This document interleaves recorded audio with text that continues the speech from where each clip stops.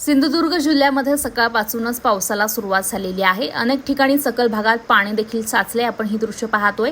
हवामान खात्याने पुढच्या 24 तासात जिल्ह्यात काही ठिकाणी विजांच्या कडकडाटासह मुसळधार पाऊस आणि सोसाट्याचा वारा वाहण्याची शक्यता वर्तवलेली आहे। या पार्श्वभूमीवर नागरिकांनी सतर्क राहावे असा इशारा देखील देण्यात आलेला आहे।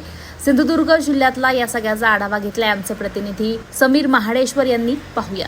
सिंधुदुर्ग जिल्ह्यामध्ये आज सकाळपासून ढगाळ वातावरण होतं आणि संध्याकाळपासून मुसळधार पावसाला सुरुवात झालेली आहे। आपण या ठिकाणी पाहू शकता माणगाव खोऱ्यामध्ये या ठिकाणी मुसळधार पाऊस कोसळत आहे। तरी मुंबई हवामान विभागाने आज या ठिकाणी पाहिलं असेल तर आज पुढील 24 तासामध्ये विजेच्या गडगडासह मुसळधार पाऊस कोसळण्याची शक्यता वर्तवण्यात आलेली आहे। त्यामुळे नागरिकांनी सतर्क राहण्याचा इशारा हवामान विभागाने दिलेला आहे। त्याचप्रमाणे नदीकाठचे जे नागरिक आहेत त्यांना देखील सतर्कतेचा इशारा देण्यात आलेला आहे। वादळी वाऱ्यासह मुसळधार पाऊस कोसळण्याची शक्यता पुढील येत्या 24 तासामध्ये हवामान विभागाने वर्तवणार आहे। त्यामुळे सर्वांनी सावध राहावे असा संबंधित प्रशासनाने इशारा दिलेला आहे। Sameer Madeshwar, the wise news, Sindhudurg.